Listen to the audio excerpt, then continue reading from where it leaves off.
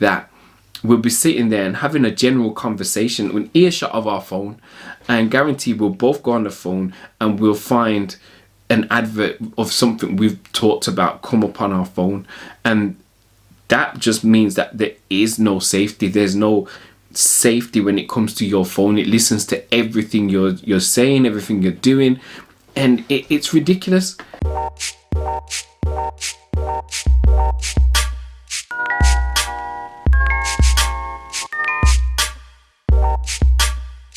Hey guys, welcome back to another episode of the Driven Podcast. My name is Craig Clark, and I'm just here to just give you motivation, guidance once again. Hopefully you guys will find this very interesting, uplifting, and even maybe ask a few questions of yourself that you probably never asked before. And probably hear questions that will just tease your mind. I think this is what I wanted from this session.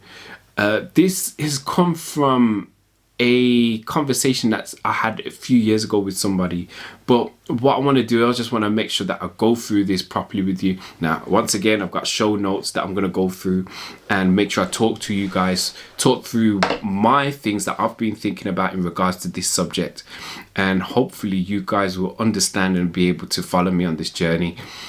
Please, once again, I want to say, give me a thumbs up, hit the subscribe button, and please like this video, share it with people that you feel that may find this interesting. And if you don't like it, then that's just what it is. But at the same time, I'm here to try and give the best feedback as I can when it comes to just inspiration and just living a day-to-day life where we just want to see the best for ourselves, the best for our family, the best for mankind, really and truly. So this is what I'm trying to promote here, and I hope this is good for you anyway. So I'm going to start this off. Basically, like I said, I'm looking at show notes here. I've had a few questions in mind, and it's come from a certain place. It's come from a place where we see on a day-to-day basis, like, what does it mean to really be human in this time where there's a whole bunch of technology happening. There's like things happening within people that you've never seen before. There's things happening where in the government, where they're making laws to pass things where we say the technology is getting to a place where, you know what, there's been an integration between man and human. So like, I've gone back to the drawing board. I'm looking at the question here. The question is, what does it mean to be human? And being frank, in the frank terms, is basically saying the unique way we share resources to survive collectively. This separates us from the animals. Now that's what I've written, and that's my frank look at it. But philosophically, looking at it, basically we're seeing that it's saying to have purpose and meaning of our lives, to acknowledge our consciousness, to have and live ethical lives, which kind of goes back to the point of, you know, sharing resources to survive in a certain way amongst a collective, so in a community kind of vibe. So these are the things that really make us human and make us want to just delve into certain things. But as we're looking at this and we're asking the question, you know what does it actually mean to be human? There's a look at these things like the technology that are coming out right now that's really making us ponder this question, like being human. There's so much going on. There's like things that I am kind of startled by when it comes to technology right now. So when it comes to technology, there's now, because of the advancements of technology and where we've got to, we're looking at things and saying, you know what, there's no more privacy. And in that side of privacy, we're looking at, okay, let's look at money, for instance. Money, it used to be you spend your money and that's it. You could probably trace where money's gone from one place to another just by the code that's written on it, but you cannot trace money, like physical money, until now. Nowadays, we're looking at money and we're saying, in actual fact, once you spend, you're normally spending on card, you're spending probably like on online stores, which is coming direct out of your bank. So every piece of money that comes out of your account or goes into your account, it actually has come from a certain place and it's gone to a certain place and it's traceable. And so therefore, we could say a lot of fraud has gone down, but there's still fraudery going on out there. But like it's not private. There's no private. You can't be private on what you're spending on, to the point where we're looking at data now. So data, the data is being passed around from pillar to post, really. And your personal data is not safe. So there's people out there that will watch what you're spending on. They know that it's you. They know that you're spending your credit card. You know that you've spent so much in at a till in, like, let's just say Sainsbury's or Tesco or Asda or one of those brands. It could be Aldi. It doesn't matter. They know that you're spending. And so what they're able to do is they know what you're going to spend before you actually spend. They know how much you're going to spend. They know exactly what you're going to buy. They know all these things. And so looking at this, we look at this and we think, is there any privacy? I've got a friend who's a data, he mines data. And he says, even on a phone call, you can tell who it is. And you want that data from the person who's made the phone call for various reasons, whether it's their name, whether it's their voice. So most people have different types of voices. There's very that you can tell the difference between one person's voice. Even if they're imitated, you can tell that somebody is imitating a voice of somebody else, even if they're that good, such as Jamie Foxx or Jay Farrow or one of these people. They still know that, you know what, they're imitating a voice, because there's frequencies within everybody's voice. So they want to know whose voice it is. They want to know, like, just so much different information they can mine from you making a phone call, to the point where even, I don't know, like, generally, let's looking at this now. Me and the missus, it happens on so many different occasions that we'll be sitting there and having a general conversation, an earshot of our phone, and guarantee we'll both go on the phone and we'll find an advert of something we've talked about come up on our phone. And that just means that there is no safety. There's no safety when it comes to your phone. It listens to everything you're saying, everything you're doing, and it's ridiculous. And these are the things that really, like, it bothers me. The integration of man into body now. Oh God, the integration of somebody, yeah, into, like, having robotic parts. Let's just say robotic limbs is one of those things as well. It's really, really scary. This is a scary time we're living in, where we're seeing that. Don't get me wrong, yeah, there's people out there that are actually looking out for people who have lost limbs in, I don't know, war or accidents or disease or whatever it is, and so they need prosthetics, which is good. But at the same time, it's going to another point now where people are making things to enhance their body. So let's just say whether it's implants, there was that woman that had implant in her breast. And so it had a iPod in it at that time, or something, an MP3 player or something like that. And it wasn't, you're just looking at it and you're thinking, is this where we're going now? And it has gone down that line. It's gone further. It's gone further than that, to the point where we've got people like Elon Musk who's creating that, the brain interface with technology. It's one of those things that we're not getting a grasp on right now, because it's going further and further down the line. So these are the things that are like that are really, really getting to me. On top of which, we're now seeing advancements in you'd call it, you're seeing breakthroughs in the health sector. So when you're looking at advancements in the health products and so forth, it's getting to the point where people are extending their lifeline. They're extending the amount of time they have on Earth, which means people, because they don't have really that appreciation of life, because they're cheating death. And this is something that has always been a concern to me, but even more so now, because if you're able to cheat life that little bit extra more, then your death isn't really, you don't really think about it. You don't care about other people's lives in that manner as well. We're seeing the genetically modification of people as well, which is getting to a point now where you might have to pay to be, like, this healthy person, or if you want to be stronger or not have fat or anything like that. These are things that are actually being brought up. So all these things, just thinking about the integration of mankind with technology, is bringing on depression, anxiety, is bringing on all these things like delusions, can't say delusionals, but delusions. And a lot of people are burying themselves in escapism, whether that be games, whether it be films, depending on what you're looking at, adult nature films as well. It's very, very, it's scary, you know. So it kind of leads me to other questions. It leads me to things to really that I've been asking myself for a while. So other questions is like, so my other questions are like, in a world where all things are possible, what are the boundaries we face and need to have to be human? Can we live like meaningful lives and appreciate authentic human connection? These are the questions that go through my mind on a regular basis. I was going to say daily, but it's not daily, it's regularly I think about these things. And so I just want to just think about these things and ponder on them, wonder what's going to be next, what's happening with us as a human race, what is happening, what are we going to do? Are we going to stay in a place where we're getting depressed?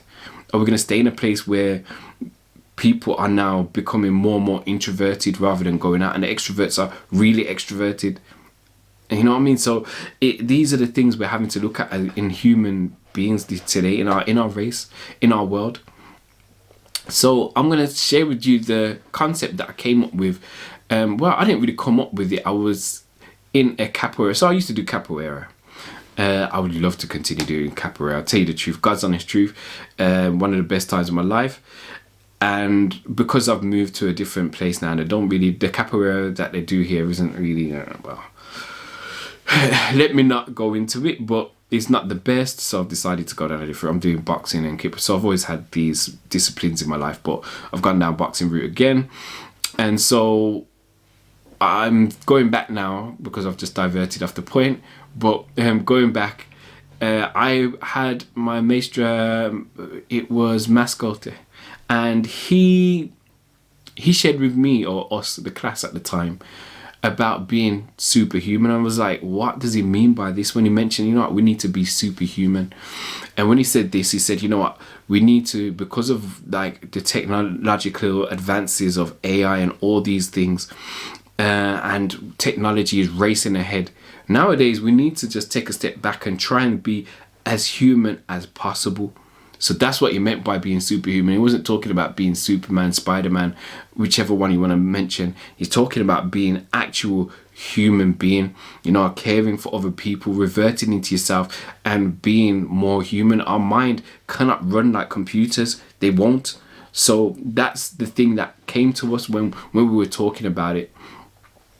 And like I said to you, it's like the human race has been on the earth for such a long time. I need to say exactly how long. Alexa, how long have human beings been on the earth for? From answers.com, humans have been living on earth for about 200,000 years. Okay, so as you heard there, 200,000 years we've been on the earth around. So that's just coming from, you know, I won't say the name again, but what I'm saying is that we've been on the earth for 200,000 years, but yet the majority of our technology that we see today have been birthed from the last 200 years. So everything from the light bulb, using electricity, up to now where we're dealing with AI, we're dealing with people that can fly to outer space and the rest of it. This has all come within the last 200 years. And probably, if we want to go a little bit further back, but I'm saying the last 200 years. And it's not going to stop. I just don't feel like it. We're on a wave here where we're going further and further down this line. And I'm just wondering where we're going to go. And it has me in another question now. So the next question I have is technology the child that we have created that will be the better version of ourselves, and that make that may take our place when we no longer exist, or is it an extension of us? Now, I have an answer for this, and my answer isn't really, what can I say? My answer, I mean, I could easily ask the bot again. Just me using this bot, which we just use now, it's like one of those things where I'm talking about something, but then as I'm talking about it, I'm using it. Isn't that crazy? But with my research and with just asking people and me sitting and just thinking about all this, basically, I just feel like we want technology to be something that we use as an extension of ourselves, but we're not actually going to stop there. I think we've got people in the world that want to take things as far as they can go. We've got people that want to cap stuff, and we've got people that want to take stuff as far as it will go, and you can't stop those people from doing that. And so what we're going to have is this, it's going to grow. Technology is going to grow. It's going to continue to grow. We're giving birth to more and more technology. And this is why I use that thing of technology being our child. Because if you look at it, it's like we've given birth to this. We as the human race are nurturing the technology and bringing it up. Right now it's in its infancy. We don't know what it's going to look like as an adult. And so this is where my question comes from. And I feel like it may get to a point where we're living we're cohabiting with technology, you know. And right now, like I said to you, it listens to us on the phone. It listens to everything we do. If it knows what our plans are, how we're going to think and move. So if it really was to become sentient in some way, it would actually take our place and be able to either look after us or think that we're doing a bad job of looking at, you know, Age of Ultron. Just take that for instance. That film actually, it shows a lot of what we're doing as human beings. Tony Stark wanted to take his AI to the next level, and so what he did, he introduced something he didn't understand into the equation, and so therefore we have Ultron. Now this is just going by the film. Obviously in the comic book it's different. I'll go into that another way, but this is what happens. And so we can see here that we have this thing which is real to life now, because AI is a thing, and we've had this thing that we've kind of lived with for a long time, but we're seeing that the relationship between technology and humanity will likely evolve to a point where, like, it's very sophisticated. But as for it being sentient, I don't actually feel like we actually have the right to do that, or will actually be able to do that. We'll get something so remarkably close, but until we introduce something that's alien to us into the situation, then we're always going to have sophisticated technology that is so sophisticated that it seems like it's real, but it's not. It's something that we're going to live with, and it's going to be a part of who we are and what we do. So what I'm going to look at now is the new technologies that are coming out, or have been out, or is out right now. And this is from a different perspective. It's not looking at the latest iPhone and all of that. This is different. This is like looking at stuff like, okay, virtual reality and what that's going to do. Now obviously we've got like as I speak right now, I believe my stepson's upstairs playing with his virtual reality headset, or you know, he's come down on the PlayStation now, but even that's something as well. But it's to show that it's available, it's readily available, it's there for you to use. But right now we're looking at augmented reality and what it does, and I've just made a few notes. It says that basically we've got autonomous vehicles that use augmented reality, so we could basically have entertainment in the car as we're driving. So that on its own, that's amazing as well, just thinking about that. We also have, okay, inside of real estate. So augmented reality is used inside of real estate, so people can put on glasses and see exactly how things look, how they would want things to look if they want to build certain things. So the potential of making a property that works in a certain way or looks a certain way, has a certain vibe, then that's gone up in another way. Retail, to see how, like, I've already used this in my house the other day. It was on Amazon. So basically, just pressing a button and you see that you're able to see how something looks inside your living room and stuff like that. Amazing. Entertainment, which we obviously have just mentioned. My son's using it for his, you know what I mean, for his Facebook, or one of them things have released that thing. I can't remember what it's called now, but he's got that. So in industry and training, internal processes, customer service, and in the healthcare. Now, I saw, what did I watch the other day? I watched a show where one of the doctors, he basically was, I think two doctors were wearing a headset and they were looking at like some augmented reality and finding out how a surgery would go if they were to do some surgery, life-saving surgery on a patient. And I was on a TV show, but in actual fact, this is something that actually happens, where people actually, you see if they move certain parts around of the body, what would happen, what would be the outcome of certain things that they do. And it is quite impressive in that way, because once again, that thing of preserving human life and making sure we look after each other, it's one of those things that it begs for more questions again.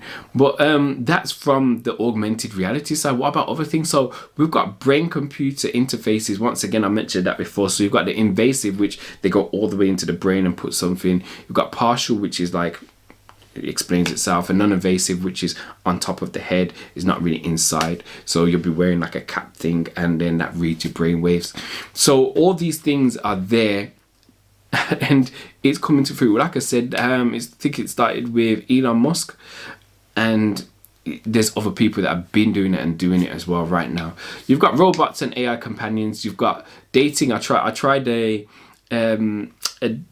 dating companion a few months ago, and that was just all right. It was just one of those things where it just talks you and tells you how good you are as a person. But then the other day I downloaded one just to check it out, just as I was doing this, because I was doing this, and it went a bit far.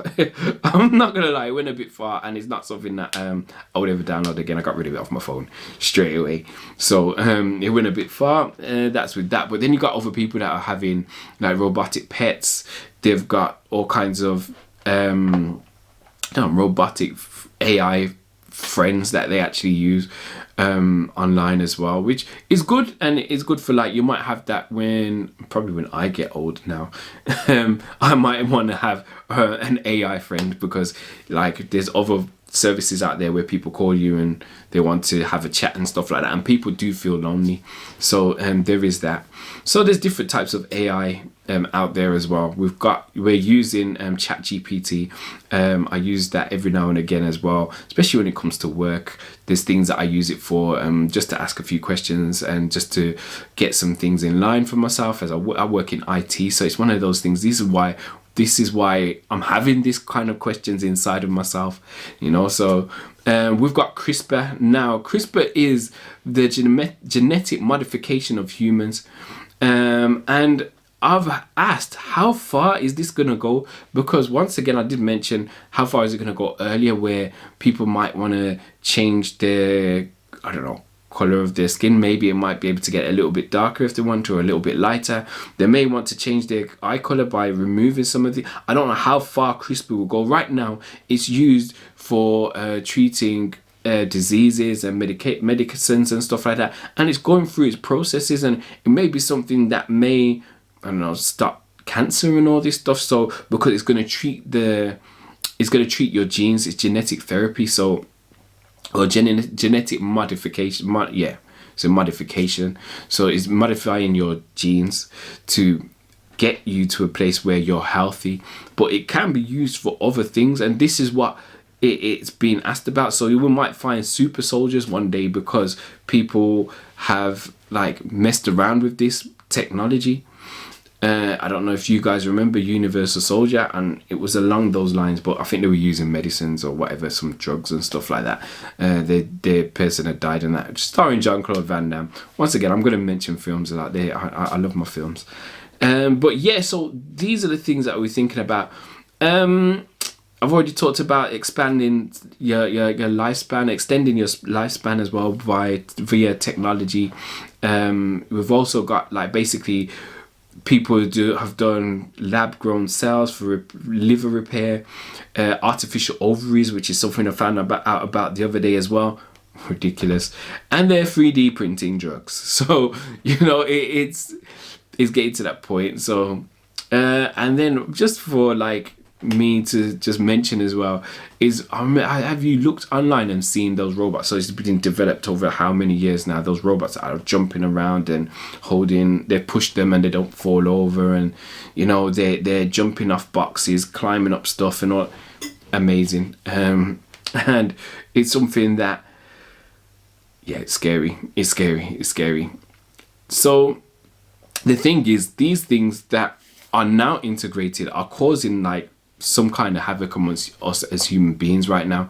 So if we're looking at it, we're looking at the interaction. So basically, people don't want to have face-to-face no more. Now, I work in IT, and I work in, I can't tell you exactly where I work, but I work in IT, and basically they're doing we because of what happened over the last few years, a lot of people are doing work from home, and a lot of people don't want to come back into the office. They don't want to see like each other. When it comes to IT, you can understand that there's other people that are more social and they want to be in the office, they want to meet and mingle and all of these things, but there's still a lot of fear around people intermingling and talking face to face. So, but aside from that, I think technology, because you've got stuff like dating apps and people who can converse over the internet, whether it's WhatsApp, Facebook, all the rest of the others, it's making it now where a lot of people are becoming like introverted. They want to sit at home, they'd rather play games, watch films, go on social media. That you've seen, or you've probably seen this a lot, where people are like they're at a dinner and they're on their phones. And I went out the other day and I saw that, and I think me and the missus, we saw that a few times when we've gone out, and as a family you'll be sat there at a dinner table and there's people that are literally, they're sat there and they're not talking to each other, but they're on their phones. And so I've been guilty of it as well. I'm not to say that it's just other people, I've been guilty of it as well, but it's just, that's the way the world is shaping up to be right now. Forming relationships are quite weird as well. A lot of people don't really want to form those relationships. It's gotten to the point where there's people in other countries are having full-on relationships with cartoon characters. Now there's something to be said about that, but I'm just saying it's getting to the point. And so like it's just, I don't know, there's a lot to be said about it. When it comes to us being more ethical with this thing as well, like I said, I've already touched on privacy, and then there's the inequality merge, which is happening. This is something that's really troubling us. Philosophically, how is this impacting people and their identity? Is everyone like handling this well, really and truly? Is mental well-being really being looked after in these circumstances? These are questions that I ask. So what defines humanity in an age where technology is becoming an integral part of our like identity? So I believe, so I've written a few notes. You might have noticed I'm looking if you're watching me. Emotional depth and empathy is what makes us, and you're never gonna find a AI that has that emotional depth, because we can tell by just the gestures of our face. Now we've got technology out there that will read our face and tell us what we're feeling or thinking, because they've measured it up to all these other people, so they could read and they can even tell us the right things to do. But you're never going to feel it properly unless you're like doing a face-to-face. You are in front of that person and somebody starts to cry and you might feel it and you'll be like, in actual fact, let me help them. Somebody laughs and then you instantly laugh. You can't trust an AI or a robot to do that. This is what we have for us, and this is what separates us from like the beasts once again. So it's like, this is what separates us from just animals. We're not animals. We're people. We are like thinking human beings. We're not things. I almost mixed up my words there. So yeah, but like there's like if we didn't have this empathy, just imagine how it would be. So this is how it would be. We'd be fighting for our food. We'd be fighting to continue our generations, if you know what that means. And like the old and the sick would die very quickly. And like I said to you, this is what the animal kingdom is about. Whereas us, we're having to have empathy for other people.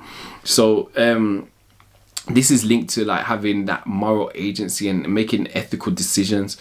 Our creation and our innovation that we come up with, that actually what came up with the AI, it came up with robotics, it came up with the light bulb, it came up with the computer, it came up with the iPhone, it came up with all these things. And so we're the ones that have this creation and this innovation. I mean, robotics, if we ask AI, if we ask ChatGPT at this moment in time about a certain thing and give us a certain thing, then that's what it will do. And it will do it in a way that we may not have seen before, but we're the ones with the original ideas. And so it's only a matter of time before that gets to a certain point where we believe that something else has made this thing. Even with art, we've got people who are making songs with Michael Jackson's voice, and other rappers singing other rappers' songs and all this stuff. But it's actually AI that's generating all this stuff, but it's being generated.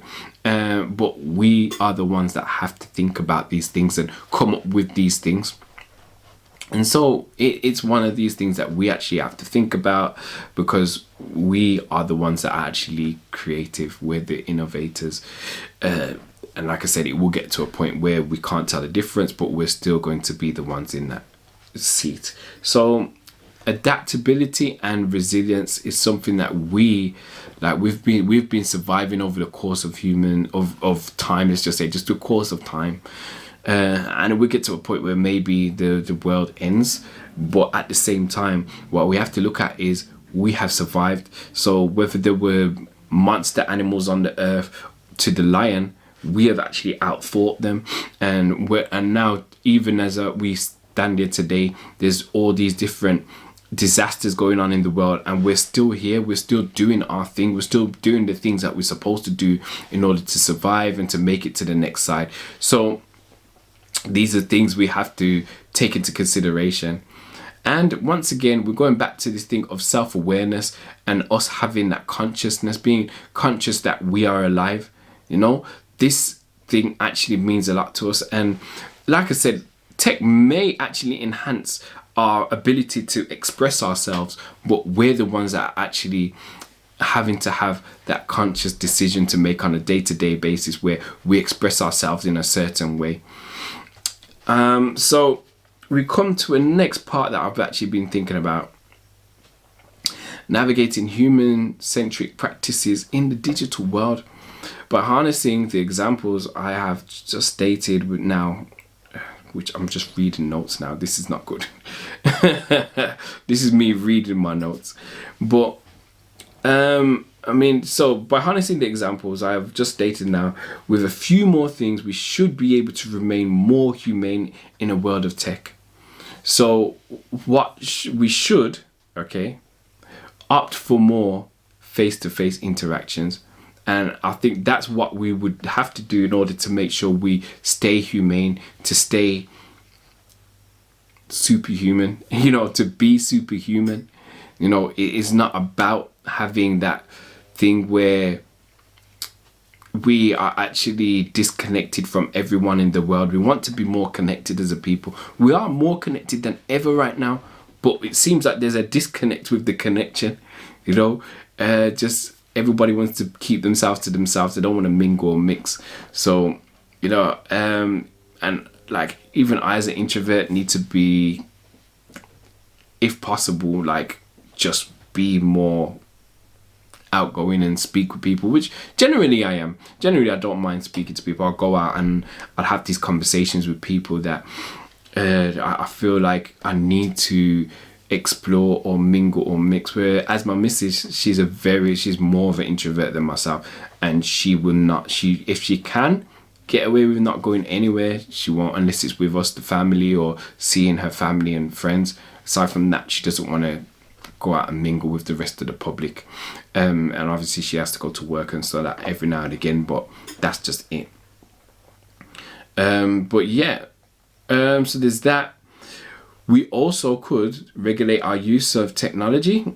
So, I mean, this is something that would actually provide us with just this short headspace where we disconnect with our phones, our iPads, our PCs, you know what I mean? And just have a well-being day. Just, I don't know, just do something with yourself. You can actually check your screen time with and phones and iPads and even your laptops and PCs, whatever you're using, and it will tell you this is how much you've been on this app, that app. And so this is something we can actually use as a gauge to know like what we're doing with ourselves in this time. We could be addicted to watching watching screens or being on social media, and I've heard of it too many times now where people, they don't want to, if you I think I watched a film the other day where a guy grabbed a woman's phone and threw it off off this boat, and she literally just jumped in the water to save her phone. It was gone in the depths, but she couldn't get to it because it was gone. But she came up and she wanted to kill the man, and she just went through a whole nutter phase, you know. So there's all these things we have to consider. And I even myself sometimes that like I catch myself watching or scrolling through YouTube, and that's where I spend most of my time. It's not so much on you'd say Instagram or any of the others. I don't really use them as much now. Back in the day I probably did a little bit, but not so much now. I'm a recluse when it comes to that stuff. I've come off of that stuff just to, you know, just to connect with people a bit more. So, and then I stick with YouTube, but I catch myself every now and again. I'm scrolling, and it'll get to half an hour. I'm like, what have I done for the last half hour? And I'll stop or something and go and do something better. Obviously, you could be watching YouTube all day, and it wouldn't matter. But we've got lives to live. We've got things to do. So we need to spend time in nature. So if you don't spend time in nature and preserve nature, is going to disappear. I don't want to live in a like scorched earth situation like the Matrix, where like the earth, they scorch the sun out of existence, so therefore nothing grows on the earth, and then the battle between machine and man. That really does sum up a lot of what I'm saying. But we need to spend time in nature, go out and just connect with the earth, connect with, you know, things and people, you know, just go and do the stuff. We need to be more creative, so we need to do art, music, creative writing. However you want to express yourself, please go and express yourself, because that's the only way we're really going to survive as human beings and just make things better. Now, once again, I'm all about self-improvement. So improving self means sometimes you need to disconnect from all these things and look inward in yourself and connect with yourself and say, what's wrong with me? What do I need to do right in order to advance in the area that I'm going down? What else do I need to do in order to really advance myself at work, at home, with my wife, with my kids, with my husband, whoever it is? What can I do to make things better? And doing these things, just looking at that in itself, will actually kind of push you to the point where you have to make those adjustments to be better. So, like I said, just getting to know yourself intimately. What are your wants? What are your needs? You know, don't let advertisement tell you what you want to do and what you don't want to do. You know, just find out what you want for yourself. I've written something here. It says mind. Look after your mind. Yes. So that's what I've just mentioned. Read, write, learn, meditate. You know, just look after your mind, because once your mind goes, everything else is. So that's just it. And then look after your body as well. So that's look after your body, exercise, eat right. You know, just treat yourself good. And I'm known for saying that too much. You have to really, really, really, really treat yourself good. So I want you to be empathetic with people as well and connect with people. Have that emotional intelligence. Remember,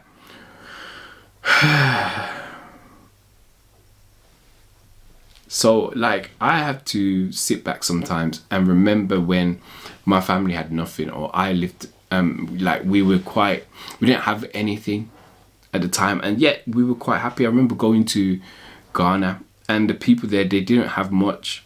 And where we went, they offered us drinks, they offered us their seats, they kept us out the sun, you know, they treated us well, the kids were laughing, everybody was happy, and they didn't have much. But yet we'll come to this country and we see this country. I'm not from Ghana, I just went and visited, but like probably down the line somewhere my family did come from Ghana or something, and I think we're Nigerian actually. There's parts of us, huge parts of us from Nigeria and stuff, but I'm Jamaican. But that's just beyond the point. I'm going on a little rant, or a little terraformia. But it's to say that basically I'm just remembering back to these times where people had nothing and we had nothing, but we were the happiest. But in a place where like probably the richest we've probably ever been, and we're in the best place we've ever been, there's a lot of depression. I'm not saying, I've never seen it, I don't know. You've got people that go a certain way, but depression is not really known in these countries. It's all about survival. So therefore, or just getting on with life or doing certain things. And I'm not saying depression doesn't exist out there, but it seems to be like not it doesn't exist like that. And we're closed, we've got everything we need, but yet we're unhappy. I think that's the point I'm trying to get to, is that we're unhappy. A lot of us are unhappy.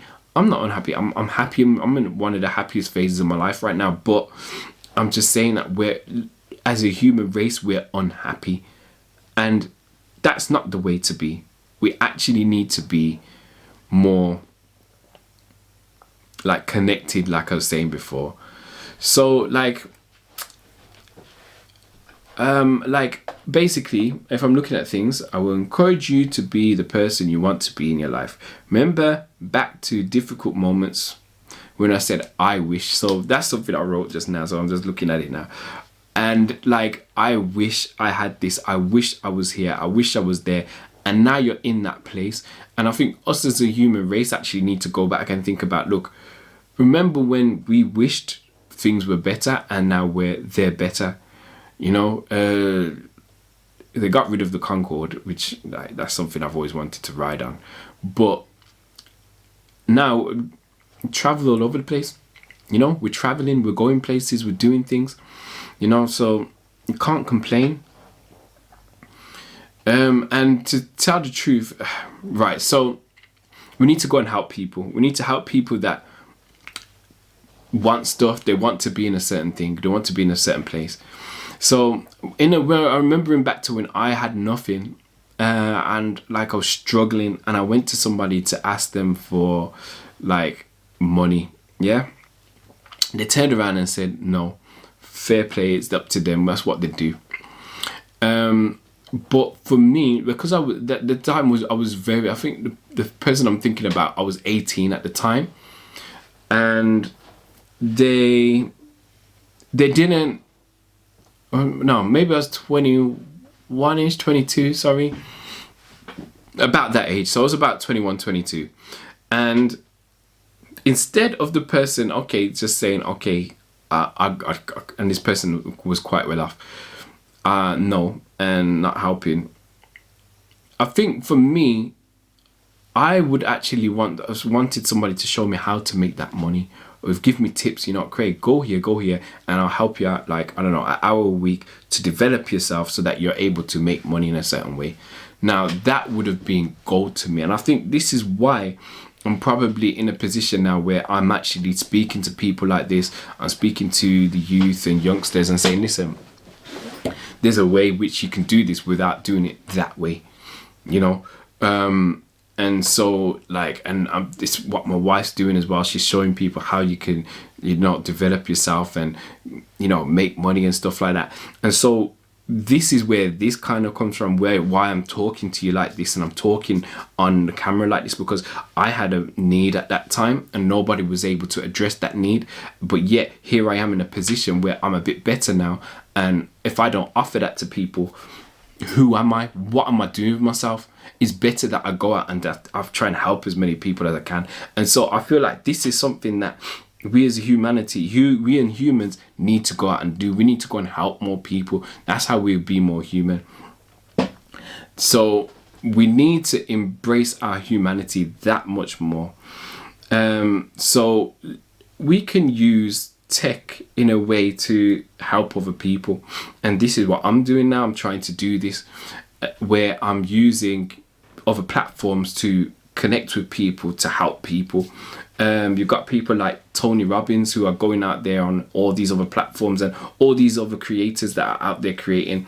One person that I follow, is Dr. Eric Thomas, who's a motivational speaker and who was more than likely the first person to do motivational speaking on YouTube. So that's something that you like, you take on and say, oh, in actual fact, like, this is something that, like, when I saw him, like, we're talking about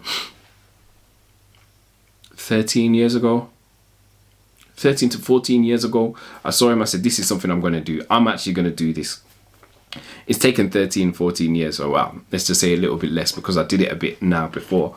But I'm here and I'm doing this now, and I'm building myself up. So don't get it wrong that you need to try and connect with people or do something good, and you can use technology. It's not there to I'm not telling you to abandon technology. I'm not trying to say technology is bad and this, that, and the other. No, I'm trying to say that if we're going to go down the path of this is what we have, it's an instrument, use it.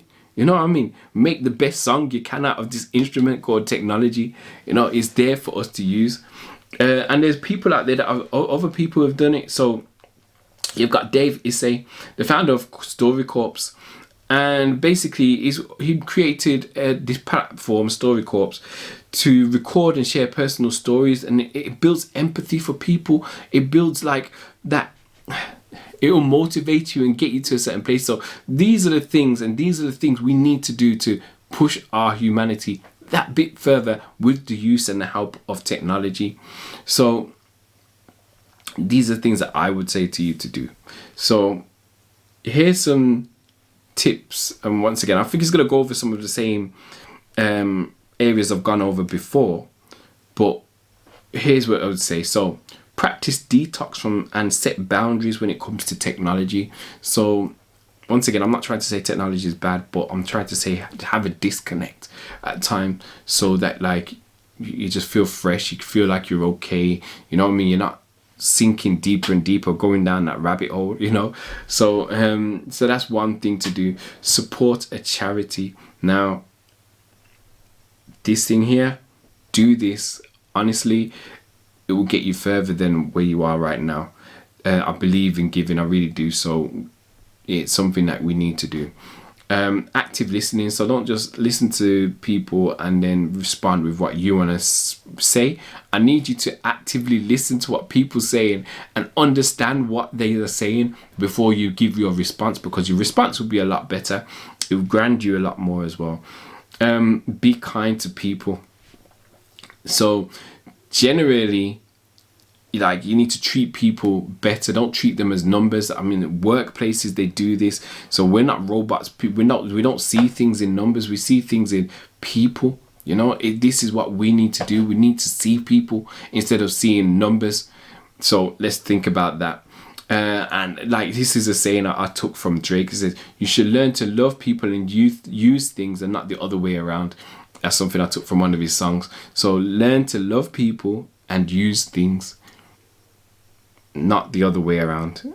Okay, so and I've known a few people like that. So yeah, that's all right. People are not a resource. People are to be like loved and cherished and taught to and treated like human beings, and that could lead to other problems if you don't treat people that way. So that's that. Spend time with your family and friends. Create an atmosphere of family. If you don't have a family, if you don't have friends, it's easy for you to go out and create it. And it takes a lot. It means you have to learn about yourself. It means you have to go inwards and then go outwards. You have to go through a certain process, which I will talk you through in another video, but you can do it. You can actually get to other people and create a community, create your own thing that you want to have. You might not be the leader of it, but you can create it, you know. So I'm just trying to get you to that place where you think about this and you can do it. You can do it, you know. So let me not go into motivational mode right now. I'm going into telling you that you can actually do this thing where you can create your family and create a community. So we're going to talk through that at one point anyway.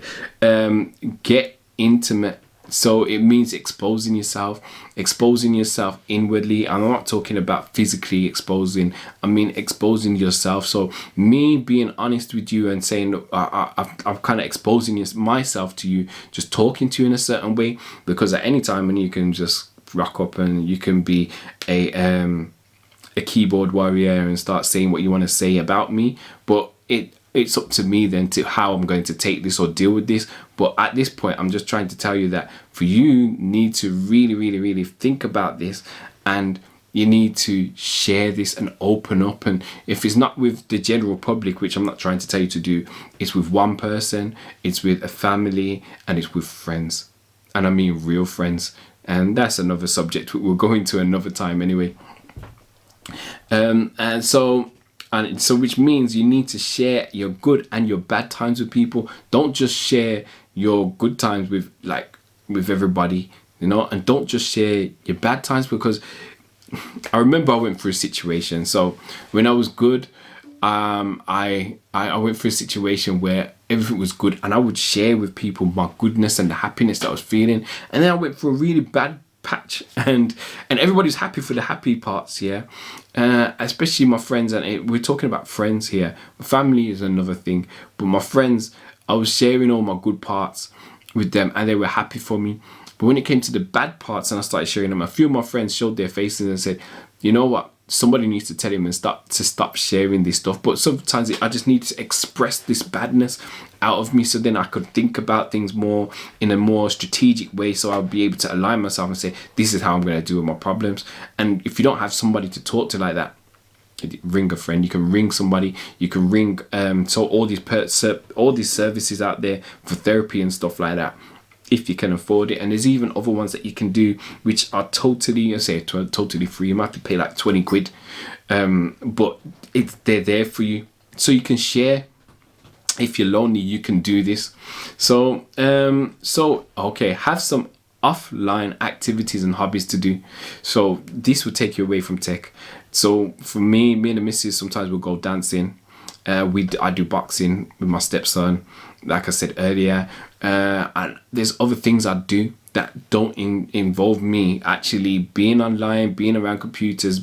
It's just a total close where I'm having a hobby and I'm doing something outside of that. Limit your social media use. Come on, we've already talked about addiction. And reflect and unplug regularly. The more you unplug, you can sit down in quietness and you can reflect on your life and move forward, and not stay in the stagnant place of being like stuck where you can't afford stuff. You're not moving forward in a certain way. You're getting depressed because you're not looking and moving forward with yourself. So you got to do this. You've got to move forward.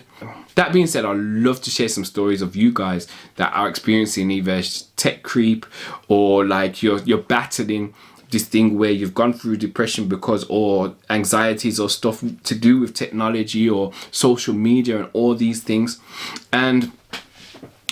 Or you've heard of stories of other people who have gone through stuff, but I'd love you to share them with me so that I'll be able to like share them with people, share them with back to you guys, and just show you some appreciation. Because right now, like I said to you, if there's any way I can help, then this would be a way that I would actually help you guys to get through it and to do what you got to do. You know, there's no use in trying to sit on these stories, because the more you're sitting on these stories, you're not helping anybody just sitting on these stories. You need to express them. If you're not going to share them with me, share them yourself so that you're able to give them to people, you know. So like I was saying before, I'm coming to the end of this, and it's been a long one, and I might have to edit it down and stuff. Sorry for my last video if it was a bit too edited. That's my first video I've done in a while where I've had to edit it myself as well, so excuse that. But I just want to say that in this time we have remaining as humans, we need to hold on to being human. We need to hold on to that like the core of what makes us human, because at the end of the day, like, we're only going to make it together. We're only going to make it to like where we are growing, or we're helping each other, or being sympathetic or empathetic or whatever it is towards each other. That's the best way we're going to make it. We can't think fast like machines. We're not machines, we're human beings, and that's the only way we can think. So sometimes we just need to slow down, you know, just slow things down and appreciate life, appreciate your family, appreciate your friends, have health, appreciate where you are in the moment, because like these moments, you won't get them back again. Every moment you won't get them back again, and you don't realize that till you've got to a certain place and you're like, rah, that just went past really quick, you know. So just think about it like that you've only got like this amount of money for this time, you've only got this amount of friends for this time, you're only this healthy for this time. So you need to really consider where you are and just take full advantage of it, you know. Just soak it in a bit, you know, rather than running around trying to get yourself into the space where you've got the newest iPhone or Samsung or whichever one it is. Yeah, you've got the newest stuff. Yeah, I want you to appreciate where you are in life and just live your life. With people getting depressed and anxiety, if you got those things, there's help out there for you. And past podcasts, I've actually my past podcast shows, I've actually given out numbers for people to contact if you're if you got depression. Find a counselor, find a somebody to speak to. You know, you're not alone. There's millions and billions of people out there that have these things, so you can actually, you know, use their services as well, that of people who will help, professionals that will help you in those situations. So no matter how much like technology gets advanced and as complicated as it gets, it's never going to take over our place. So don't worry and don't stress about it. In actual fact, use it to the best of its ability and use it for yourself to get yourself to a better place. We can help more people, and this is what I'm all about. We need to help more people. Okay, there's no use in keeping everything to yourself or like getting yourself in a tizzy about it. You need to make sure you help yourself, then help other people. The story of the guy that fell in a hole. So there was a guy that fell in a hole, and he managed to find, after a long time, he managed to find his way out. And so he went about his business, did what he was doing with his life, and one day he passed by this hole and he found somebody that was in the hole. So what did he do? He actually had to get down in the hole with the person to show them how to get out, because the person couldn't find their way out. They were scraping, he was directing them and say, come out this way, come out that way, and they weren't doing it. So he had to go down into the hole and say, look, this is how we do it. So this is what I'm trying to say to you. Go back and help a friend. You know, if somebody's helped you in a certain way, go back and help somebody in another way. You know, it's not about keeping everything to yourself. It's about going back and helping the community, going back and helping people to get to where they need to get to. So I'm going to end with this question. How is technology making you feel at this moment in time? Is it helping? Does it make you feel anxious about the future? Or is it making you feel like there's a bright future? Please, please, please give me in the comments. Just reply back to me and let me know how that feels. And I'm here to remind you guys, don't give up on your dreams when everything you want is just a few steps away. Okay, I literally mean this. Don't give up on your dreams when everything you want is a few steps away.